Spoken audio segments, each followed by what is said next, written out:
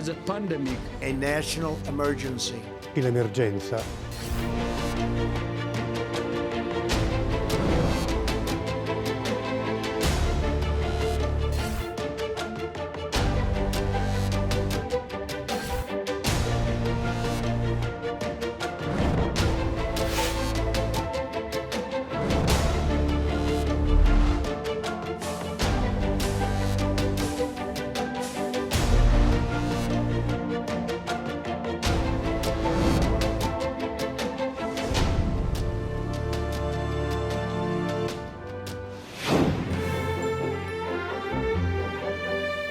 머니투데이방송 글로벌이슈 2020 팬데믹쇼크 뉴 노멀 그리고 기회 문을 열겠습니다. 여러분 안녕하세요. 박소현입니다.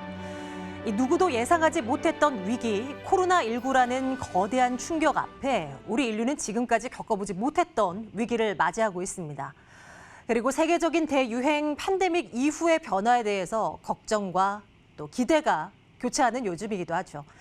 코로나19가 이전의 감염병과는 어떤 것이 다른가를 생각을 해본다면 거의 전 세계가 동시에 경제와 이 사회가 멈춰섰다라는 것입니다.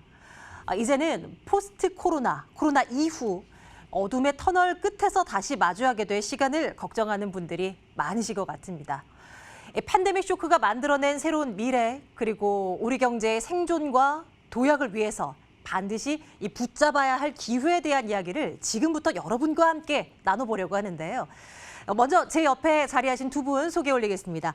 비전 크리에이터 정주영 대표, 머니투데이방송 경제산업부 권순우 기자와 함께하겠습니다. 두 분 어서 오세요. 네, 반갑습니다. 네, 안녕하십니까. 네, 이 두 분과 함께할 거고요. 그리고 또 오늘 조금 특별한 방식으로 저희와 함께 자리를 하신 분들이 계신데요. 또 인사를 한번 해볼게요. 자, 온라인 방청객 여러분 환영합니다. 모두 안녕하세요. 안녕하세요. 예, 반갑습니다. 자, 본 순서 시작에 앞서서 저희는 머니투데이 방송 유승호 대표의 환영사로 시작을 하도록 하겠습니다.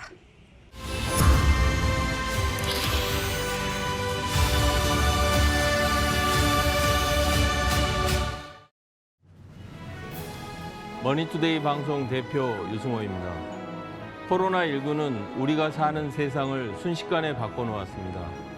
사회 경제 활동을 해야 하는 사람들끼리의 만남, 일의 방식은 완전히 달라질 수밖에 없습니다. 지금 제가 이 자리에서 화면을 통해 여러분들을 만나는 것처럼 말입니다. 이렇게 팬데믹의 여파로 산업과 일상의 변화는 이미 시작됐습니다. 현장 관객 없이 프로야구가 개막하고 학생들은 학교가 아닌 온라인 등교를 통해 수업을 듣고 있습니다. 이런 모든 일들이 지금까지 우리가 한 번도 겪어보지 않던 것들입니다.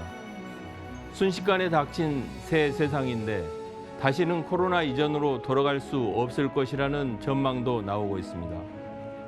인류는 그동안 많은 도전에 맞서 지혜를 모아 응전해왔습니다.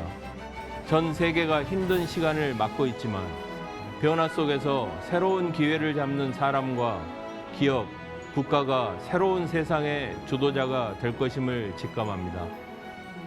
대한민국은 K-방역으로 세계의 주목을 받는 나라가 됐습니다. 반면 수출입 의존도가 커서 팬데믹 쇼크가 어느 정도의 부담으로 다가올지 걱정스럽기도 합니다. 머니투데이 방송은 포스트 코로나 시대를 맞아 생존 전략을 모색하고자 이 자리를 마련했습니다. 팬데믹 쇼크에서 만들어질 새로운 표준, 뉴 노멀 그리고 기회에 대한 강연을 통해 여러분 모두 위기에 더 강해지는 대한민국의 DNA를 장착하는 시간이 되시기를 바랍니다. 감사합니다.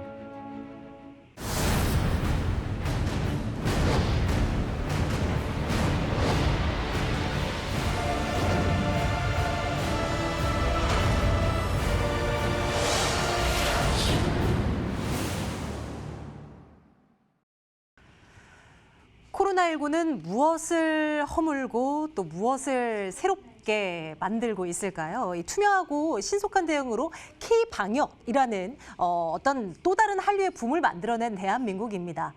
이런 대한민국을 향한 세계인들의 관심이 뜨거운 그런 상황인 거죠. 이번에는 세계 각국의 전문가들과 팬데믹 시대의 그 세계에 대한 이야기를 좀 나눠볼까 합니다. 전 하버드 경영대학원 교수이고 디지털 마케팅 전략의 대가입니다. 베스트셀러 디커플링의 저자 탈레스 테이셰라 연결을 해보도록 하겠습니다.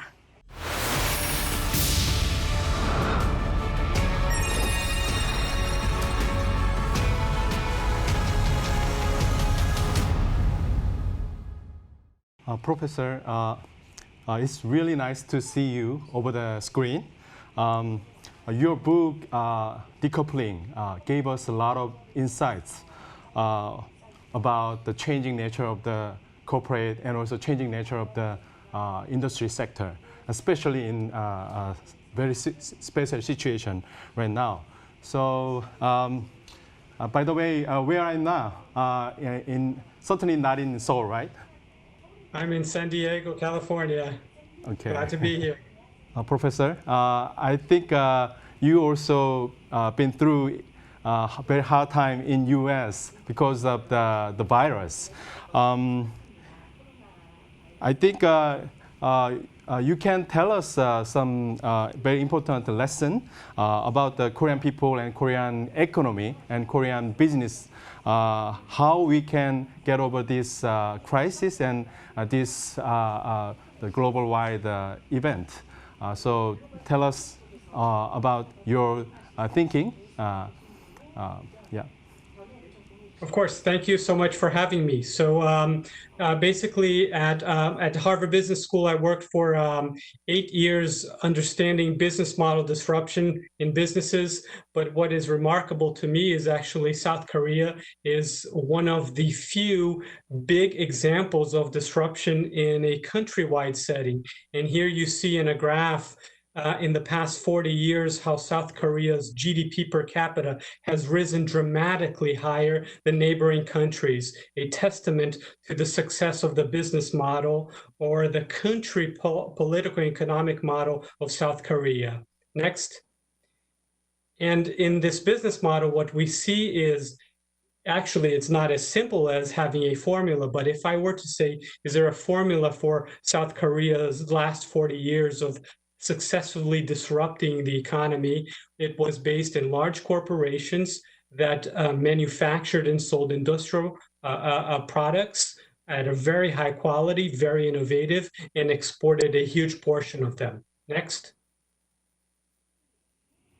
Now, what happened with the South Korean economy, as you know better than I do, was that in 2010, it was doing very well, GDP rising more than 6.5%. But suddenly what happened is the economy ran out of fuel. And by January 2011, the GDP had gone below 3%. And last year, the country's growth was about 2%. So growth stalled. Next.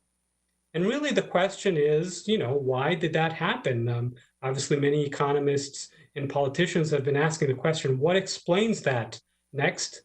And obviously, I'm not going to try to explain that in a few minutes, but there are some insights to what is going on now and what happened in the past few years that helps us understand.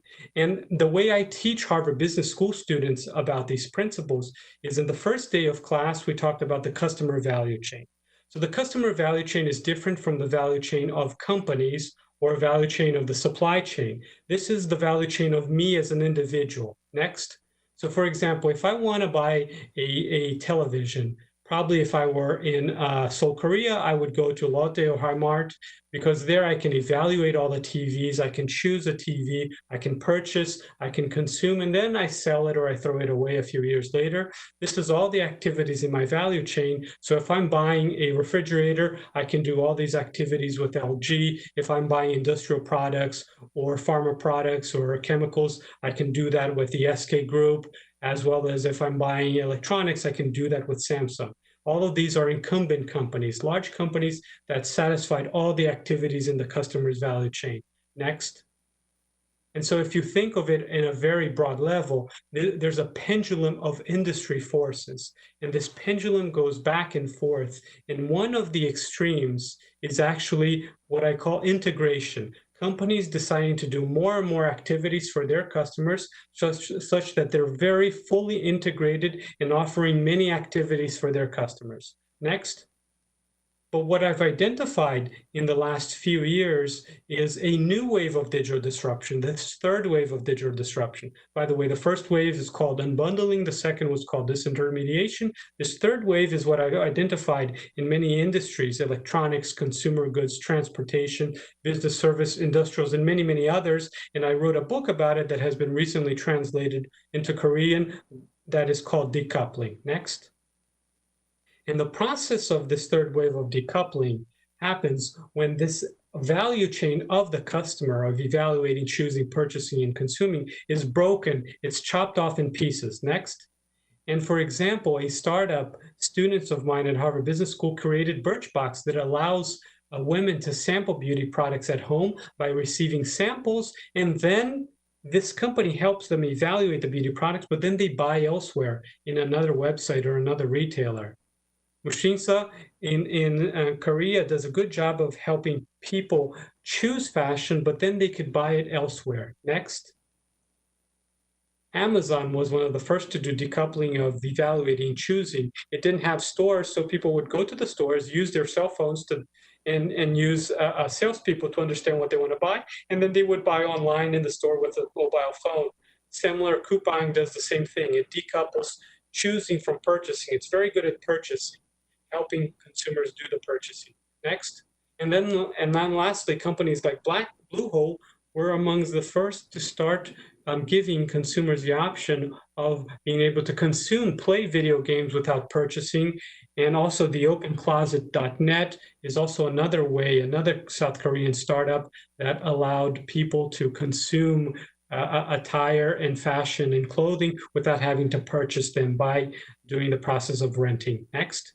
So this is the process of decoupling, and decoupling does the opposite. Decoupling is a process of specialization versus this big conglomerate that does integration of activities. In decoupling, startups look at one activity and they decide to do that activity much better for the consumer. And in the process, they steal customers away from the large established companies. Next. So once you understand this process, the question, going back to the question of, okay, South Korea's economy went down in terms of growth, where do they grow next? Next. This insight allows you to understand something. But the other insight that I learned by doing research in many countries was really to looking at where are the big sources of money for households. If you have a family, where does most of your money go in terms of consumption? And I've identified this big seven, these seven categories, that is eating, dressing, living, so where do you live, and real estate and furniture, healing, which is healthcare, moving, transportation in cars and in airplanes, as well as entertainment and learning. So these seven categories are responsible for 94% of all Americans' household spending in the United States. In the UK, it's 87%. In Japan, it's 86%. So I don't have the data, I haven't done the research for South Korea specifically, but by looking at the big seven across many countries and noticing that between 86 and 94% of all of the families' money is spent on these seven categories, you start to realize how important they are, and you start to realize that most families care about how much money are they going to spend in all these seven categories. Next. And when you look at the evolution over time of families spending in these categories, just to give an example of the United States, next, you start seeing an increase in the real cost of these categories. Next. So for example, in terms of learning, the Americans have had to spend almost 150% more in 20 years' time in absolute prices in terms of learning. This cost has increased dramatically. In terms of healing, it also increased dramatically. Healthcare increased very dramatically. Next, living increased modestly, but significantly. Next. Eating also increased, and these four are in the categories of high potential disruption. Now, when you look at moving, which is airlines and rail and cars, it's not as much. When you look at dressing, it's pretty much flat. The American consumer in 20 years has spent about the same thing. And then last, entertainment. There was a lot of disruption there. Computers became cheaper, cell phones became cheaper. All forms of entertainment and media and songs and movies became cheaper. So this was a zone of past potential disruption. What we see here is that among the big seven, what most households care about because they spend 80 to 90% of their wealth there are a few that the prices have skyrocketed, and these are the zones of potential disruption. These are what industries can look at to see how can I reduce the cost to these consumers and then disrupt markets and acquire customers worldwide. This is a great opportunity. Next. And so a few examples that we've seen with the coronavirus coming in is children going from the classroom to having to learn online. This is a huge opportunity that started to happen even before the coronavirus. The coronavirus was a catalyst to make this transition much faster. Next. Another transition in living is we used to have the home offices, but we didn't spend much time there. Now we spend a lot of time there and our families are spending. And so home office has become much more important with coronavirus. Next.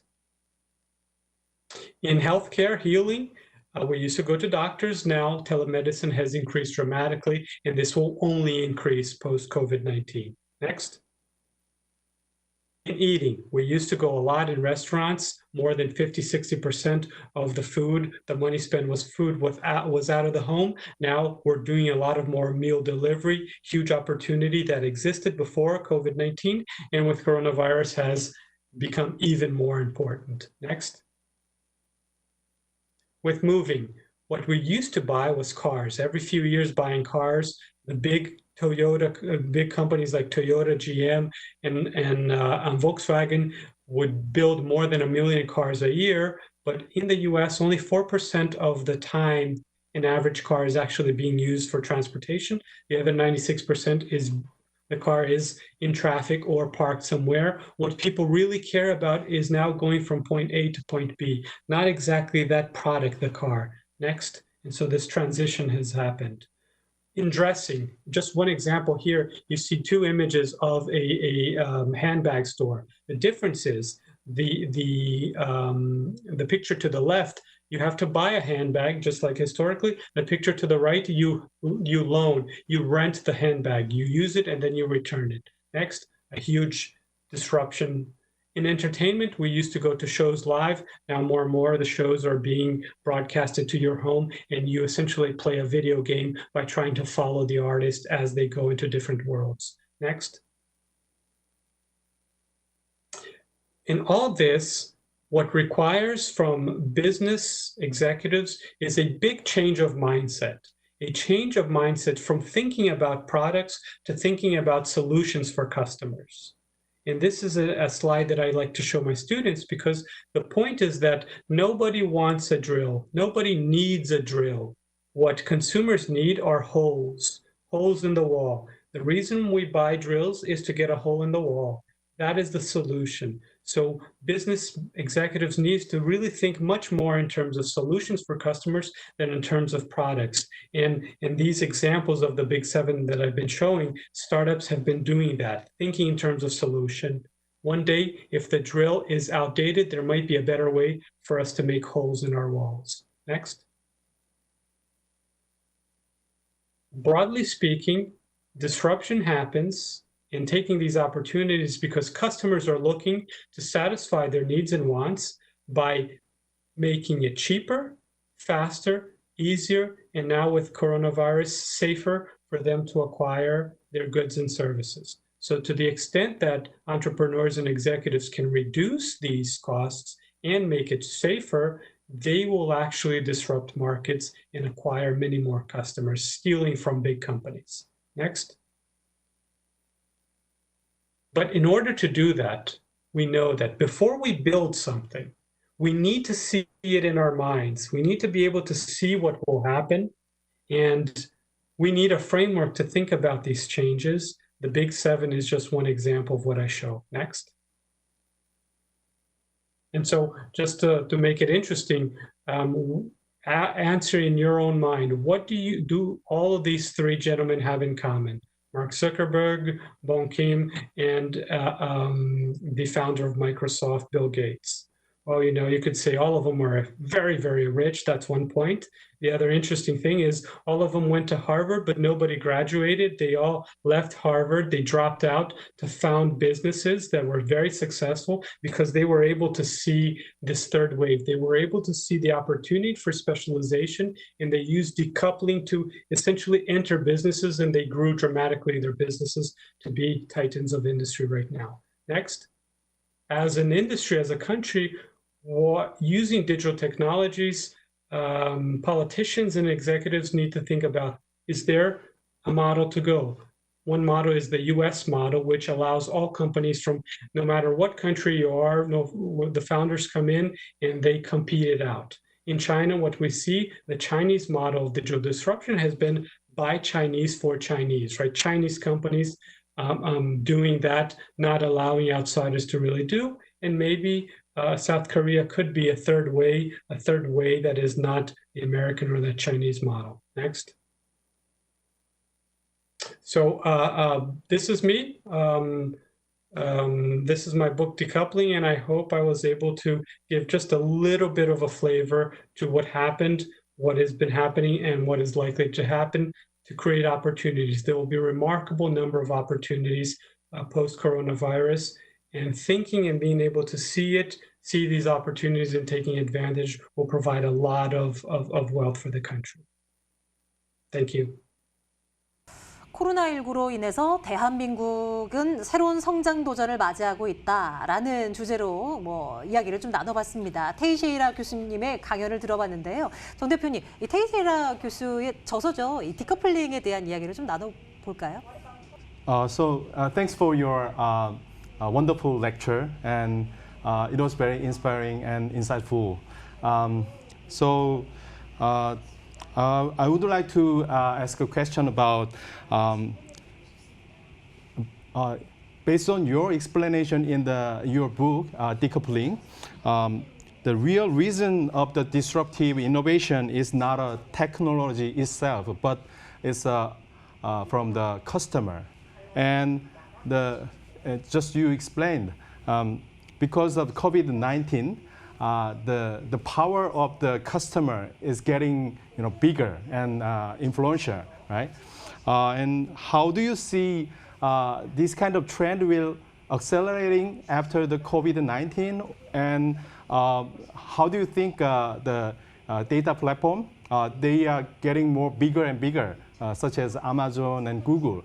And do you think some kind of synergy between the customer, their power is getting bigger, and also data platform, this big fish also is getting bigger. So how do you see this big trend? Well, definitely it is very clear that coronavirus has changed dramatically the behavior of customers, right? Amongst other things, if you have a business that has a physical location in which you sell goods, you deliver services, or any touch point that is physical, now consumers are really worried about, is it safe? Is it healthy?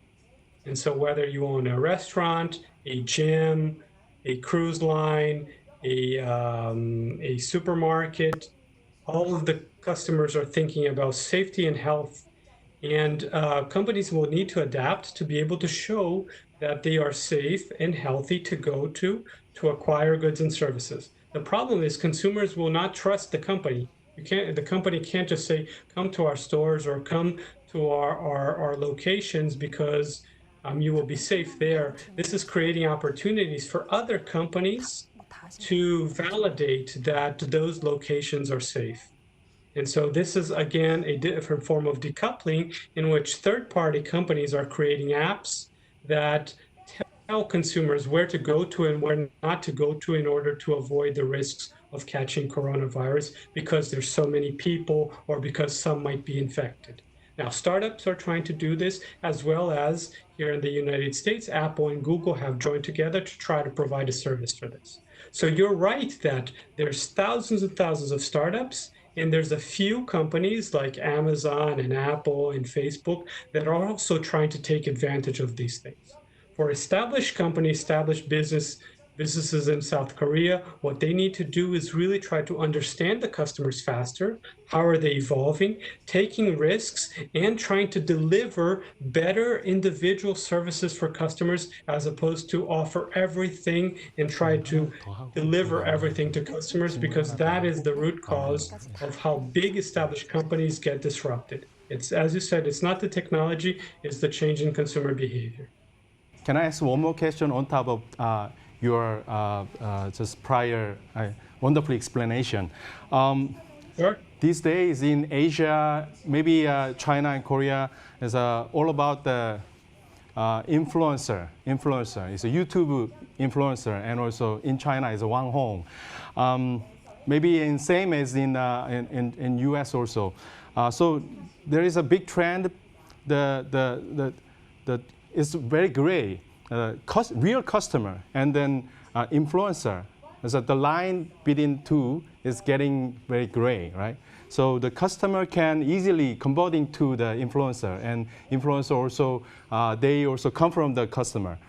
So traditional media and traditional commerce, the retailer, they is just losing their momentum and growth potential. So how do you think the influencer marketing and also the customer, value chain, these two concepts? Well, the role of the influencer really came about because the influencer certainly, it existed. Influencers have always existed. But before, they used to be small because they didn't have a platform. They didn't have a television station to broadcast their opinions. And so they always were there. They were just not that powerful. With the internet and with applications such as Facebook, WhatsApp, and particularly in the US, Instagram, allowed these influencers to really collectively get a power that they never had before. Right? So consumers are really paying attention. They need help on what to buy because there's too many products out there. And what they don't trust anymore is the company that created the products, right? The company that creates the products have been in the business of advertising for many, many decades and telling to consumers things that are either partially wrong or totally wrong or self-serving or not that informative. And so consumers have grown fed up with the traditional advertising, which they don't believe in anymore, and rightly so. And now they've moved into other more credible sources of information. And so you originally had the influencers that were not paid, and they were doing this out of interest to help consumers. And so that's how the influencer market grew. But now we're in a second wave of influencers in which the most powerful influencers are being paid very much by the corporations. And so what I predict is some will grow out of fashion because consumers will realize that some influencers are paid, therefore they're not as trustworthy. So consumers will try to go elsewhere to try to understand, where can I get credible sources of information so I can make my purchase decisions on all categories? Cosmetics, fashion, electronics, cars, everything. I need help as a consumer, and there are great opportunities for the future, some of which involve influencers, but some of which don't involve. But these platforms really played a gigantic role with working with influencers to being very powerful nowadays. And my view is that that power of the television advertising is slowly going down and down, down, down. Professor, thank you for your wonderful explanation, very insightful and helpful for all of us finding out next big thing after the COVID-19. So thank you again. As I'm understanding, you are in San Diego and it's a late night, and even though late night, it was wonderful talking to you. And hopefully we can meet face to face in Seoul next time after the COVID-19. I would appreciate that. Thank you so much for having me. It was a true pleasure being here. 그 많은 나라들 중에서 이 우리나라, 우리 유독 대한민국의 가능성을 이제 강조가 계속되다 보니까 괜히 업되는 것 같기도 하고 또 정말 다행이다. 뭔가 진짜 해볼 수 있겠다 하는 용기가 생기는 것 같기도 합니다. 요즘 같은데 정말 용기를 내야 하는 쪽은 아무래도 기업들 아닐까 하는 생각도 해보게 되는데요. 권 기자는 뭐 각 기업들 뭐 취재 뭐 발로 뛰면서 하고 다니니까요. 좀 뭔가 코로나19 이후에 달라진 무언가가 좀 많이 보여요. 어떻습니까? 일단 저기 교수님 강의 들으면서 아까 뭐 미국 방식도 아니고 중국 방식도 아니고 이렇게 한국의 솔루션을 전 세계가 주목하고 있다는 얘기를 보면서 우리나라 기업이 이렇게까지 주목받을 수 있다는 것도 굉장히 좀 좋은 기회가 되는 건 맞는 것 같아요. 근데 저는 사실 그 취재 현장에서 느끼는 것도 뭔가 그동안 좀 쌓아왔던 혁신들이 뿜어져 나오는 게 좀 있기는 있어요. 예를 들면은 그 자동차 같은 경우에 온라인 판매를 안 하고 대리점에서 판매를 하는 이유가 이 딜러와의 관계 때문에 그런 게 좀 있거든요. 이게 온라인 판매를 하게 되면은 그 딜러들, 그 대리점을 운영하는 사람들이 아무래도 먹고 살기가 좀 힘들어지는 게 있잖아요. 네, 그래서 온라인으로 팔 수 있는 기술적인 요건은 있지만 그동안 설사 그렇게 못했던 거죠. 그런데 이번에 코로나19로 인해서 기아차 같은 경우는 유럽이라든지 미국이라든지 이런 데 이제 온라인 판매망을 이제 구축하겠다는 계획들을 좀 내놓고는 있어요. 그러면서 그동안 뭔가 이렇게 가로막혀 있었던 부분들이 뚫리면서 뭔가 솔루션들을 실제로 옮길 수 있다는 측면에서는 굉장히 많은 기대감을 가지고 있고 거기서 뭐 5G라든지 인공지능이 이제 좀 굉장히 많이 발전할 거라는 건 대부분 공감을 하는 것 같아요. 근데 사실 취재 현장에서 직접적으로 느끼는 제일 큰 충격은 경기 침체에 대한 충격이에요. 저 그게 훨씬 더 많이 느끼는데 예를 들면은 4월 달에 13억 인구가 있는 인도 자동차 시장에서 판매가 0대예요. 그리고 뭐 예를 들어 이태리라든지 프랑스라든지 이런 데 타이어 판매가 97%, 98% 감소를 했어요. 그래서 결국은 이게 이제 위기는 기회라는 말이 뭐 진짜 기회를 잡는 사람들한테는 굉장히 좀 잘 들리는 얘기겠지만 이 위기를 또 견뎌야 하는 것도 이게 양손에 같이 들고 있어야 되는 거거든요. 그러니까 기업들의 현장을 취재를 해보면은 뭔가 새로운 걸 해볼 수 있다라는 기대감과 매출이 급격하게 떨어지고 언제까지 될지 못 알아는 그 불안감이 상존하고 있기 때문에 이럴 때일수록 정말 그 말 그대로의 지혜가 굉장히 필요한 그런 시점이라는 거를 정말 그 현장에서는 뼈저리게 좀 느끼고 있는 시점인 것 같습니다. 정말 어려운 것 같아요. 계속 이제 도전을 할 수가 있는 거고 계획했던 걸 실행에 옮길 수 있는 기회이기도 하지만 말씀해 주신 대로 또 하나의 위기는 또 크게 상존하고 있는 것이 사실이니까요. 기업들의 앞으로 전략을 세우는 데 있어서 다음 분의 강연이 좀 도움이 됐으면 좋겠는데요. 포스트 코로나 새로운 10년, 헤르마완 카르타자야 마크플러스 회장의 강연 듣고 계속 이야기 나눠보도록 하겠습니다.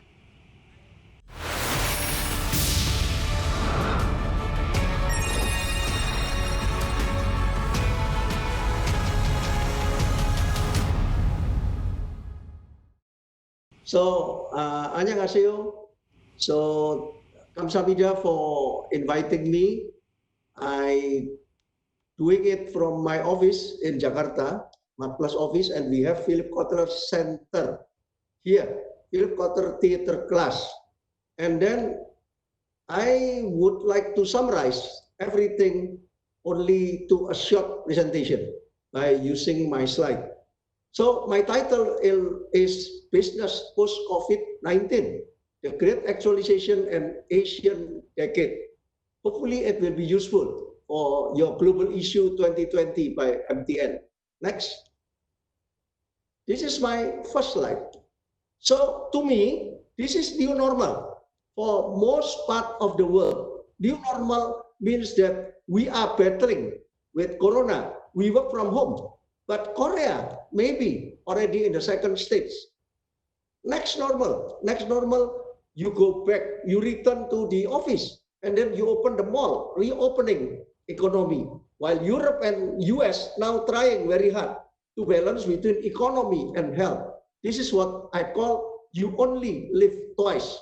Because like James Bond movie, you don't only live once, you can only live twice. And post-normal for me, if everything goes back to normal, I don't know whether we will have vaccine or not, but I think we have to go back to normal, quote unquote, a whole new world. It will never be the same again. Don't expect that the customer will expect the same thing before COVID-19. And you see, West and Asia, they have different approaches. Technology, economy, market, that is in the main axis. West is very good in technology, but now Asia is chasing China, Korea, Japan, but Asia now has market, and economy is always at the center, where West and Asia need economy. Political legal, West always say that my democracy is the best system in the world, and then social culture is more on Asia. That's why I remember how Francis Fukuyama, a Japanese professor living in US, after Cold War, he wrote a book about the end of everything already, the last man. So he predicted that Western democracy is the best system. There is no other system.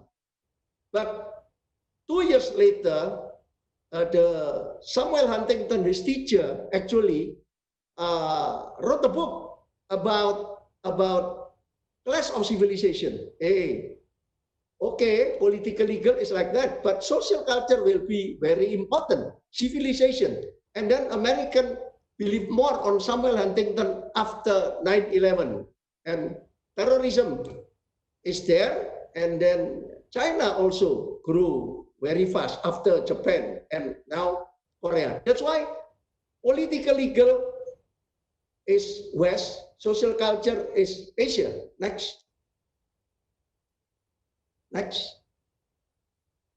So you will see more here. This is my opinion. Actually, West is very good in management, very good in professionalism, individualism, and think. Innovation, creativity, share, and play. This is what I call value for values. Technology, support the strategy, and tactic is humanity. Because in the West, people doing CSR more to get reduction in tax. But Asia is different. We are strong in leadership, entrepreneurship, social connection, practice, improvement, productivity, learn and work. So this is different. But all concept, even leadership, entrepreneurship, social practice, improvement, productivity, learn and work, written by the West. So I truly agree with Professor Kishore Mahbubani from Singapore. He used to be the ambassador of Singapore to United Nations. He wrote a book about convergence, the Great Convergence. I don't really like his first book about Keynesian thing in 1998 and have the West lost it, but I really like his Great Convergence. And I predicted, I think safely, that Asia and West must be in balance, must be more integrated after COVID-19. Integrate the paradox, right? Asia is owing many things to the West because all thinkers are from the West, but Asia has their own wisdom. Next. You know, US and China, wow, Donald Trump is facing election. Xi Jinping is safe because he can become the president as long as he liked. So these two personalities are very different, but I think they need each other. The war started from WTO trade, and then finally the West accepted China to be member of WTO, and that is the starting point. That China can go to the world by exporting so many goods from China, and China sent so many students to the West to learn what they are thinking, and then back to China, and then try to integrate it. And then now COVID-19, the war at WTO becoming the war at WHO, World Health Organization. And then now blaming game from Trump facing election in this November. And I can see that Xi Jinping is still calming down because he has long time to go. And then, you know, Donald Trump is very good in political marketing. He can use many things. And Xi Jinping now trying to get more power in the world after COVID-19. Civilization, the number 3 war, I guess. Civilization. So, civilization from the West, civilization from China. But to make it greater, West is not only US, Europe, Australia probably a little bit. Now Australia is getting closer with US, and then Europe is getting farther from US, and then UK now out of EU. This is interesting, and North America is not one anymore. So Canada sometimes take his own stance, but China, Japan, and Korea, 3 Northeast Asia good country now is not in great harmony also. Yeah, they try to make peaceful solution, but not always totally successful. And we have India and we have Indonesia, my country. Only 5 countries in G20 now. So this is interesting to see the future. Hopefully there will be balance between West and Asia and US and China. Next. This is only illustration. What World War Z with Brad Pitt, and then You Only Live Twice with James Bond, and a whole new world when we have to live with Corona. Because until now, even US is very good in military, but they cannot be successful in eliminating terrorism. We have to live with terrorism. Finally, we cannot wait until the vaccine was born, but we have to live with Corona. How we balance between health and economy. Next. And then new next post, untaxed, and then clean, healthy, and safety, and omni. In Korea, the untaxed word now is very popular.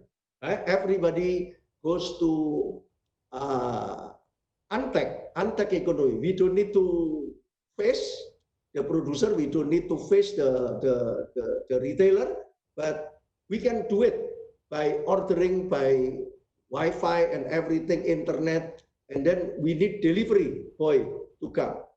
This is a new normal. Next normal, when the economy is reopened, like in Korea now, phase 2 in China also, and Europe and US trying very hard to reopening the economy, and New Zealand declared that we won already the Corona. So we start missing to see another human. So we cannot avoid humanity. We cannot avoid humanity. So don't even think that after COVID, it will be full digital. To me, it is not technology only, but technology for humanity. But we need protocols that will guarantee cleanliness, health, and safety. And what will be happening in post and when we go back to normal again? It will never be the same again. Omni. I traveled to US many times. I've been working with Professor Philip Potter for 22 years in writing many books, and our bestseller, including translated in Korean, is Marketing 3.0, 4.0, 5.0, until 27 languages. And we will publish a new book with John Wiley again, Omni. This is Omni, technology for humanity. I will explain later if there is a specific question about that. Omni will be the post-normal rule. Post, You remember post-truth? Post-truth means now we are in the post-truth. You cannot avoid social media, but we have to understand that social media cannot guarantee you that everything in social media is good. So that's why we have to protect the humanity. That's why post-truth, giving signal to the customer, to human, we have to be very careful in having everything in digital economy. Next. And then this is my book. I started to write with Professor Philip Kotler in 1998. Sorry for the mistyping. That is not 2010, but 2000, the year 2000. Sorry for the mistyping. That is typo. That is my first book about repositioning Asia. Asia was in crisis 1998. And I met him, and then he asked me, Hermawan, do you think Asia will revive again? At that time, the West does not believe that we will rise again. I convinced him, let's co-author a book, Repositioning Asia. Asia will revive again. And then I still remember Korea and Indonesia was two worst countries at that time because of the Asian crisis. And what happened in 2008? After 10 years, Asia becoming stronger in system and institution. US got a financial crisis, but not so big impact to Asia. And Korea was already strong in 2008. ASEAN, where Indonesia is the biggest economy in ASEAN, is getting more solid, and India and China and Japan getting more solid also. Means that repositioning Asia is right. 2010, John Wiley book, Marketing 3.0. From product to customer to human spirit. I already argued in 2010. This is 27 languages, including in Korea. And Korea is the most successful translated language for this book, Marketing with Human Spirit. You cannot only focus on your product, you cannot only focus on your customer, but you can focus in the human spirit, means humanity, respect the humanity, not only CSR, not only lip service. This is your honesty, not only CSR, but not only PR. But after that, in 2017, I published a book again with Professor Philip Kotler, the modern guru of marketing, and until now 24 languages. This is from traditional moving to digital. And then I argue in that book with Professor Philip Kotler that is aware, appeal, act, and aware, appeal, ask, act, and advocacy. Advocacy is the most important.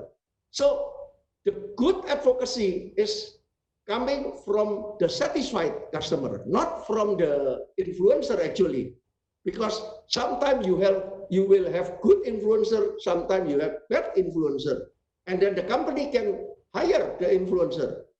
But coming before 2020 ending, John Wiley asked us to make sure that the publishing of Marketing 5.0, technology for humanity, will be the reality, because they are thinking that this is very timely. Technology for humanity means omni, digital, online and offline, digital with humanity and everything. I'm working with Professor Kim Ki-chan from Korea, distinguished professor of George Washington University, and also professor from Catholic University in Korea. I come to Korea many times.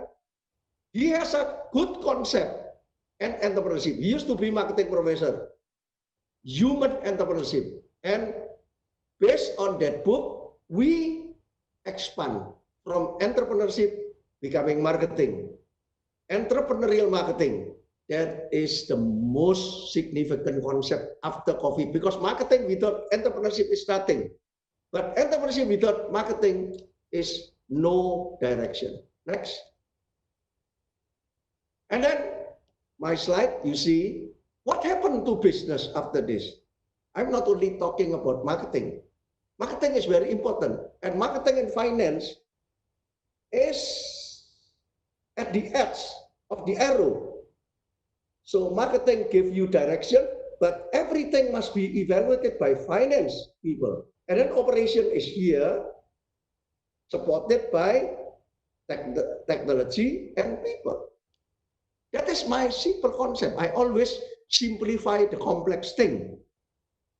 So what happened to new next post? Now, new normal. Everybody must talking about cash flow. Control your cash flow. And then balance sheet. Please maintain taking care of your asset, especially the most important asset, the productive asset. Maintain it. And finally, you must make sure that your business have a profit. So that's why this is a warning also to the startup company. Startup company usually what they are chasing is customer only. No, customer, product, and brand. Finally, brand. If you are talking about more customer, and more investor to come to finance you, I'm worried. Once they know that you are chasing customer by having non-ethical way, so your brand will be tainted. That's why now we have to react in the new normal. What is the reaction of us as a company to react to the new customer need and want? But later on, like in Korea, you must go to the product innovation.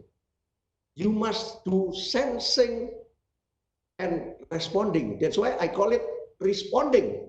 And then finally, maybe fourth quarter or 2021, the starting of Asian decade until 2030 is what I call brand revitalization. You must doing everything. Government, always trying to relieve and then recover and then reform. That is from FDR, 1933 until 1945, 4 terms of presidency in US. That's why company must have 3 stages also. I make it simple. Operation, control cost, and then control delivery, and then finally quality, but not expensive quality, because people want to have valuable money, valuable quality, and technology must be used in the first phase for creating intimacy. Use the technology to make chat with the customer, especially your loyal customer, and then use the technology for innovate, and then finally use the technology for humanity. Remember, technology for humanity. And now people in the first steps, offline to online, like digital. But that is temporary. After that, online, go back to offline. And then finally, omni, like in my 5A with Professor Philip Kotler, maybe awareness now works with digitalization. Appeal, still with digitalization, and then asking, but act and advocacy. 5 stages of our Marketing 4.0 book, and it will be explained more detail in my upcoming book. So Omni will be the last for the great actualization. SPA, surviving and servicing, preparing and actualizing. If you are in the declining company, declining business, you must doing like surviving, control your cash flow and everything. But if you are in the growing business, pharmaceutical, food and beverage and blah, blah, blah, you must do servicing with the new need of the company. Okay, next. Next. Now, this is my last slide. So, my appeal from here, from Jakarta, to all Korean companies, that is my friend. I admire Korea very much. Pali, fast. You must start with the great actualization in 2021. Remember SPA, servicing or surviving now, and then prepare. Don't only be panicked with this corona, but you have to prepare. Especially if you are a growing company, you have more chance to prepare for the next. And then you start to actualize it. And starting from 2021, it will be a great actualization start to the Asian decade. I strongly believe that 2030 will be the Asian decade. China will be more balanced with US, Japan very strong, and Korea is rising so fast. And here, India, and then Indonesia. So big five in G20. Hopefully we can work together in Asia to boost Asian spirit to the world. Kamsahamnida. Thank you for your wonderful explanation on changing dynamic of post-COVID-19. It was very helpful because we get a sense how Korean economy should be prepared after COVID-19. We also will be fully ready for the Asian decade. Thank you. 위기를 불러오기도 하고 또 다른 기회를 만들기도 하는 이 기술, 이 모든 기술은 역시 사람을 향하게 하는 것이어야 한다라는 말씀이 기억에 남는 것 같습니다. 헤르만 카르타자 마크플러스 회장과 함께 이야기를 좀 나눠봤고요. 이렇게 코로나 팬데믹에 대한 이야기를 좀 계속 이어나가고 있는데요. 이 팬데믹은 사실 이제 4차 산업혁명의 증폭제가 되고 있는 것이 사실입니다. 그래서 이런 상황에 맞는 새로운 교육의 중요성이 강조가 되고 있다라는 지적도 이제 끊이질 않고 있는 건데요. 이 얘기를 좀 해볼까 합니다. 에릭 존스 존스홉킨대 교수 연결해서 팬데믹이 가속시킨 기술혁명에 대한 이야기를 좀 나눠보도록 하겠습니다. Professor, nice to seeing you over the screen. I heard you are in Italy, and tell us about the situation right now in Italy. We heard about, the situation is very serious. Well, thank you so much for having me here. We've just been released from our lockdown, so I still haven't had a chance to get a haircut. But I have been able to visit my office for the first time in a couple of months. Society is coming back to normal, but obviously we're working under the same constraints that most people are working under elsewhere as well. 요즘 많이 들어보신 이야기들 중에 우리 시청자분들은 언택트라는 용어를 참 많이 들으셨을 것 같아요. 코로나19 이후 유독 많이 쓰이는 신조어라고 할 수 있을 것 같은데요. 언택트 세상은 어떤 모습인지 그럼 에릭 존스 교수의 이야기를 한번 들어보도록 하겠습니다.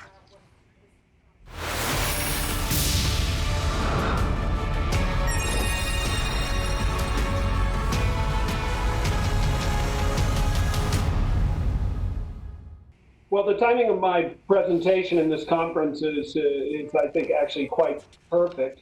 I saw Professor Teixeira identify education as a zone of potential disruption, and he also identified the extent to which education has increased in price so dramatically over time. In the last 20 years, he said, 150% increase in the amount of money that are spent on education.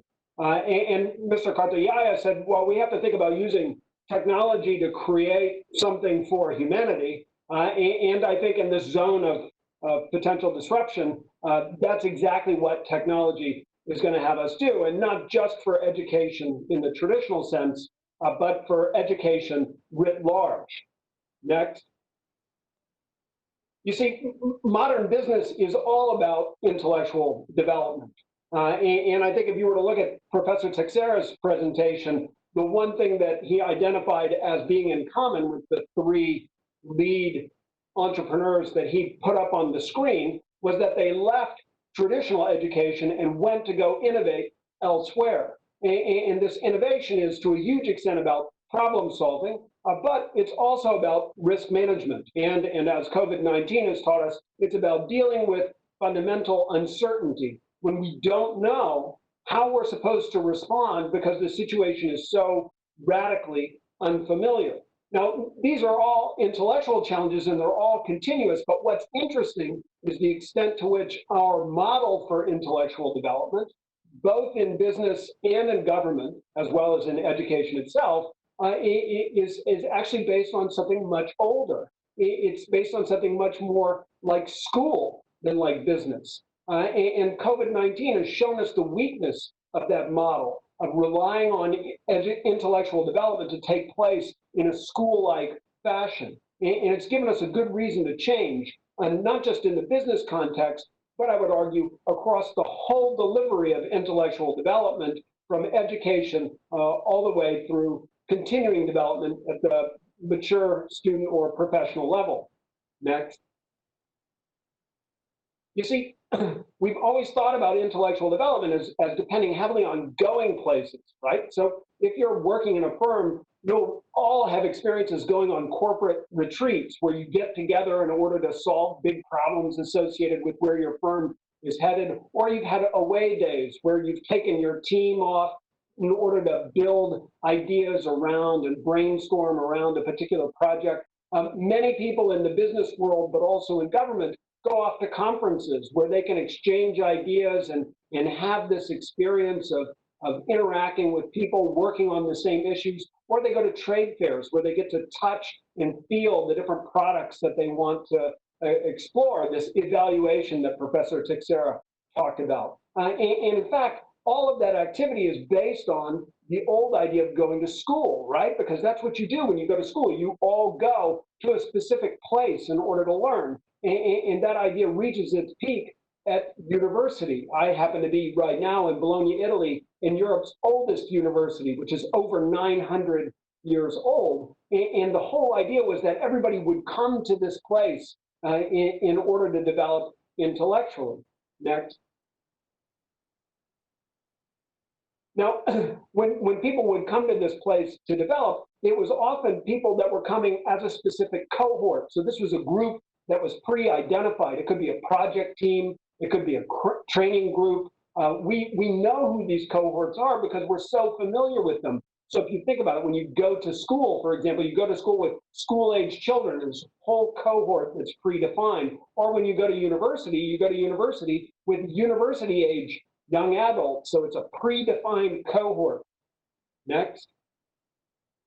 And the idea is that the intellectual development process is somehow synchronous. You've got a single group of people, they're at the same place, and they're there at the same time, doing something together in order better to solve a problem, in order to innovate, to manage risks, or to deal with uncertainty, all those things that business is about in the modern age.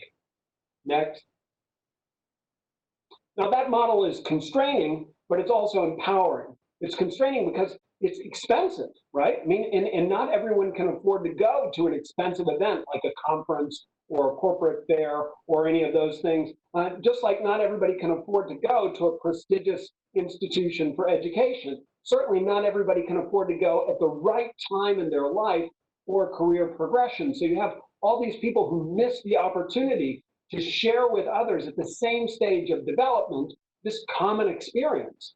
And it's empowering because it is a common experience, because it's unique insight, it's unique interaction. And that allows the people who are able to attend either the event or the institution to build connections, networks, and ideas, frameworks of understanding that they're going to share with one another. And this allows them not only to create unique solutions to problems, but it also allows them to create unique identities. So people identify themselves with the shared experience that they've had, and they're more likely, we know, to work together as a consequence. And so that empowerment creates huge divisions in our society between those who were constrained and weren't able to attend in the first instance and those who were empowered. Next. Now, technology loosened some of those constraints over time. And if you think about the big technological innovations that have transformed our economy, they go all the way back hundreds of years. So, for example, in Europe, we celebrate the introduction of movable type because it allowed printers to produce books and eventually pamphlets and newspapers more cheaply, which broke the stranglehold of the church in ecclesiastical forms of education and spread literacy. So intellectual development became much more widespread as a consequence. Without that, we wouldn't have had the Industrial Revolution, for example. The introduction of a modern postal service gave rise to the correspondence degree. It allowed people to exchange mail in ways that would simulate the educational process that you would have in the classroom. And in that way, we could explore new frontiers and bring knowledge with us. This was a huge part of the American experience, for example. And then television allowed us to access ever more complex and sophisticated forms of intellectual development. So, for example, if you look at the right hand of your screen, you'll see a physics professor in the 1960s in Italy explaining a very complicated physical process to a wide audience thanks to television. And internet has obviously expanded this dramatically by creating both YouTube and more specialized resources like the Khan Academy. I mean, I'm sure like all of you, whenever I have a particular problem that I can't figure out the solution to, I just look on YouTube and I find a video that usually helps me to find my way. I also know that there are generations of school children across the globe that go to the Khan Academy in order to learn mathematical concepts or to explore different ways of calculation. Having said that, for all that technology has loosened the constraints, the conventions of place, cohort, and togetherness remain firmly rooted, which is why the cost of education has gone up so high, and not just the cost of education, but the cost of intellectual development across all sectors of the economy. Next.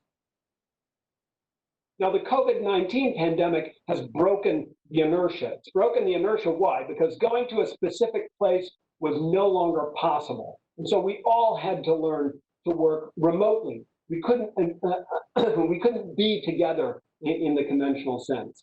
And not only could we not be together in the conventional sense physically, but we found that we couldn't be together in the conventional sense in terms of time, because as soon as air travel shut down, and more important, as soon as all my students went away, I found myself working across multiple time zones with students.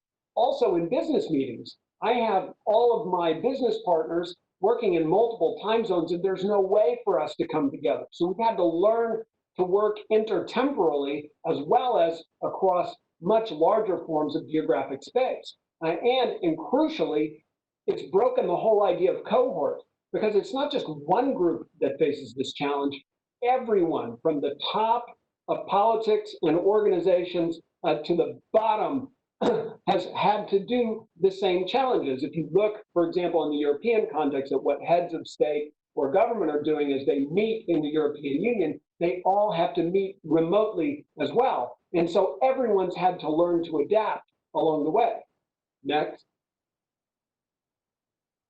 Now, what I think this experience means is that the old model, that was based on place and cohort and togetherness, has broken, right? There's still a huge attraction with going to places like Oxford or Cambridge or Harvard or hopefully even Johns Hopkins to share ideas with a cohort of people at the same stage of development. And there are still huge attractions associated with conference and fairs and all the rest. But one of the things that has happened is that we have been afforded the space to think about what we can do without focusing so much attention on place, cohort, and doing things together at the same time. So it's not just that we have this big area that is potential for disruption. We've now had a good excuse to think creatively about how to disrupt what had become an unreasonably expensive part of our daily lives. Next.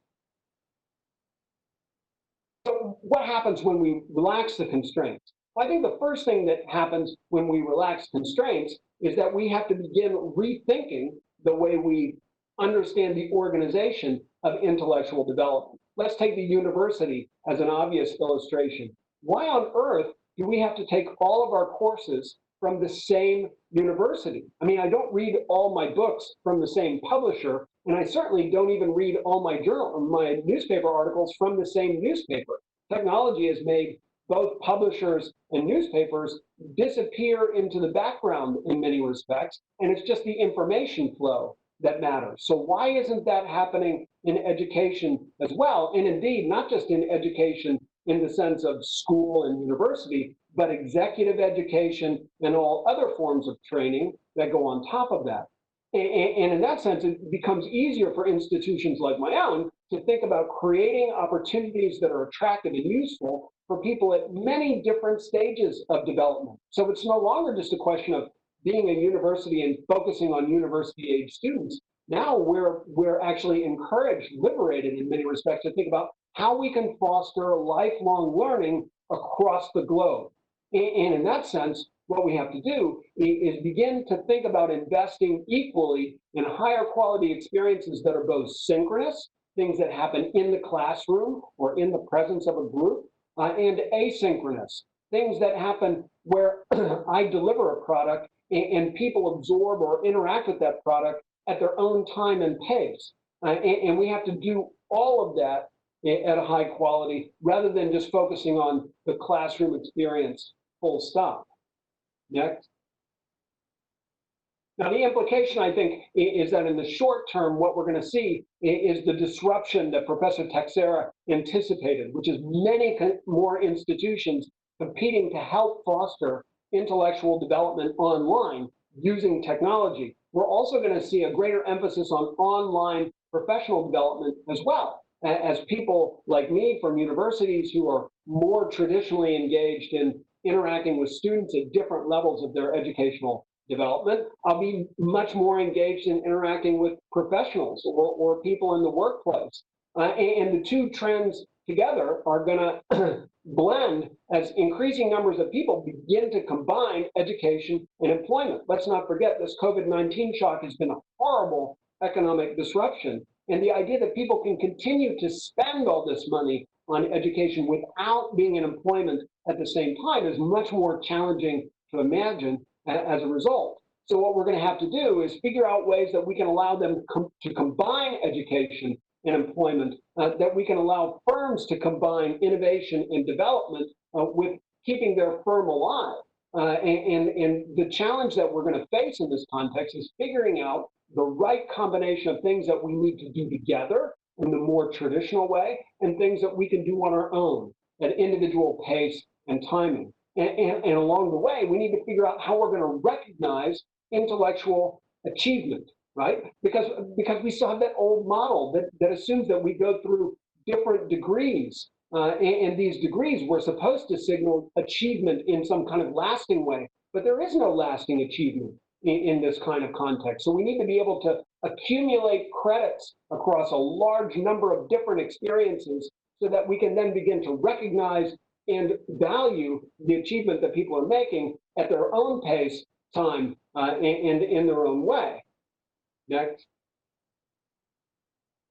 So what does this mean at the end of the story? I don't think it means that traditional institutions are going to disappear altogether. Remember, I said the model is broken, but it's broken only a little. It's not destroyed completely. We're still going to see firms engaging in retreats and away days in order to build teams and create common culture. We're still going to see trade fairs and conventions so that people can physically interact with the products they want to buy. We're still going to see schools because schools provide daycare as well as education, another important COVID-19 lesson. And we're still going to see universities because universities exist for research as well as teaching. But we're going to see greater access to opportunities for intellectual development. This disruption is going to be humanizing in that respect because many more opportunities are going to be made available and much more empowerment is going to be generated along the way. And we're going to see much greater competition to lead that development process at the global level, not just in education, but across the private and public sectors. And I won't be surprised in the future to see many, many more Korean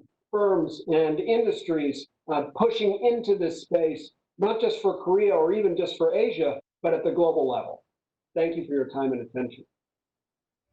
에릭 존스 교수의 강의를 한번 들어봤네요. 권기정 씨 뭐 질문 있으세요? 교수님이 오늘 그 언택트 중에서 교육 분야를 좀 집중적으로 좀 말씀을 해주신 것 같은데 그 교육 분야 외에도 좀 다른 분야에서 좀 큰 변화가 있을 걸로 예상되는 분야가 어딘지 좀 궁금합니다. I think this is a really important point that we need to make, right? I come from the education industry, but I am in a policy school. And so a lot of government activity takes place in what we call policy labs.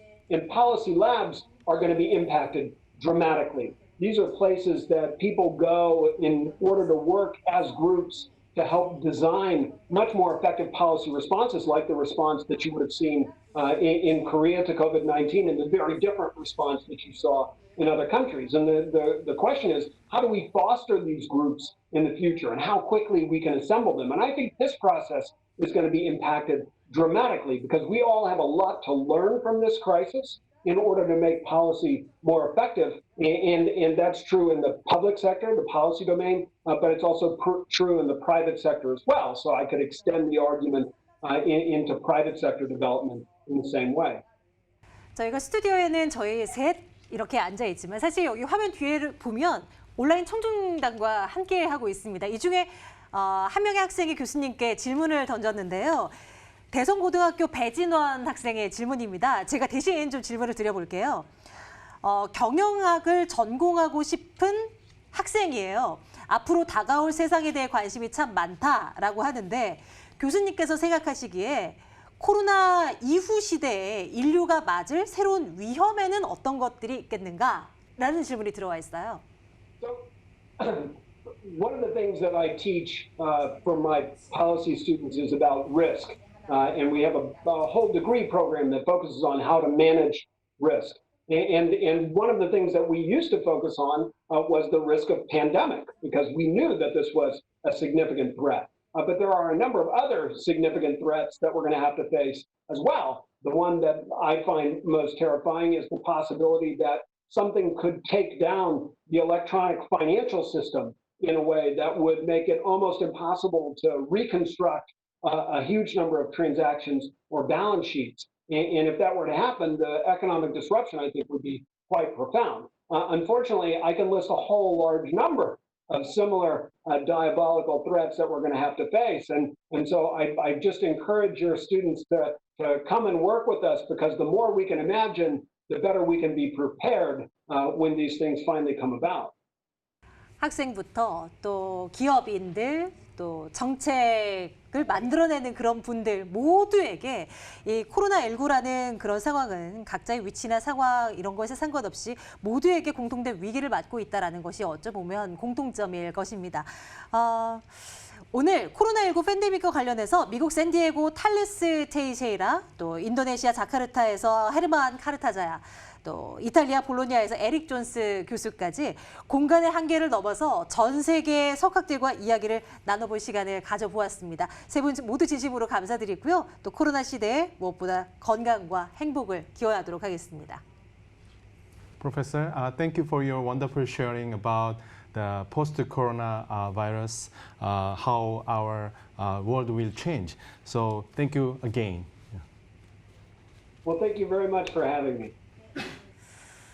네, 이렇게 해서 포스트 코로나 시대를 맞이하는 지금 현 시점에서 어떤 것들을 고민을 해야 되는지에 대한 이야기를 좀 나눠봤습니다. 오늘 두 분 이제 함께 하셨는데요. 공 기자 어떤 생각이 드셨는지?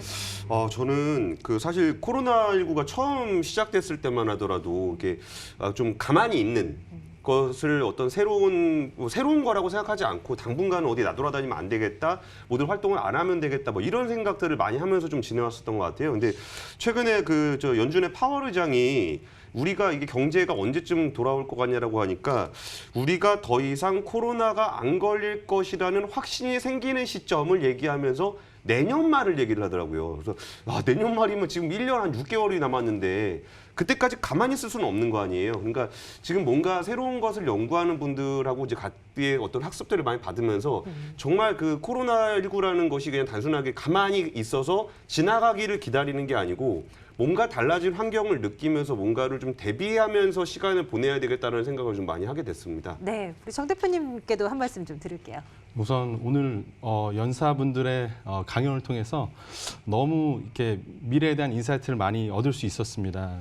네, 가장 핵심적이었던 건 사실은 이제 언택트 그리고 우리가 대면하지 않는다는 거. 근데 대면하지 않게 되니까 결국은 데이터 중심으로 어떤 가상 공간에서 모든 것이 벌어지는데 사실 이게 그동안 그래주얼하게 찬찬히 벌어지던 일인데 사실 급격하게 앞으로 도약적으로 이 변화가 더 크게 일어나지고 있다라는 것이죠. 그래서 앞으로 데이터 혁신 기업들의 혁신이 더 빨라지고 그 가운데 데이터의 가치가 이제 석유를 대체하면서 AI 시대, 인공지능 시대, 이 시대가 되면 한국의 어떤 데이터 혁신가들의 기술적인 변화나 이런 것들이 글로벌하게 더 어떤 기회가 있을 것이라는 생각도 들고 그리고 요즘 뭐 시젠이나 이런 기업들이 해외 나가서 활약을 하고 있는데 바이오 강국으로서 그동안 잠깐 움츠렸지만 이제 코비드-19 이후에 더 큰 기회를 얻을 수 있다고 이런 생각이 많이 들었습니다. 우리가 사는 세상의 모든 것이 달라지고 있는 지금 현 시대를 살아가고 있는 것 같습니다. 미래를 예측하는 일은 언제나 쉽지 않죠. 근데 이제 분명한 것은 우리는 이제 이전의 삶으로는 돌아갈 수 없는 또 다른 세상의 문이 열렸고 거기를 이제 살아가야 된다는 거.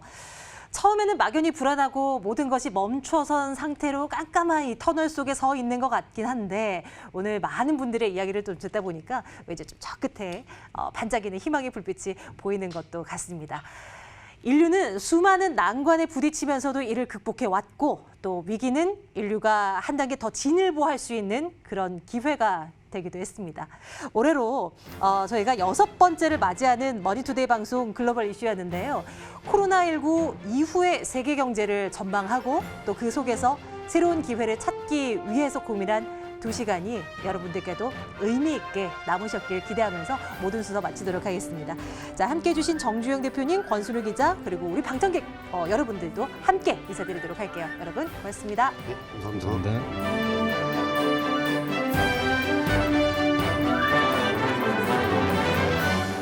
사실 코로나로 인해서 저도 어떻게 보면 직격탄을 맞은 업종 중에 하나로서 지금 무급휴직 실시 중에 있는데요. 저도 개인적으로 어떤 조직 안에서 떠나서 제 개인적으로 어떤 이런 미래 변화에 대해서 적극적으로 좀 준비하고 행동을 해야 되지 않을까라는 거를 느꼈습니다.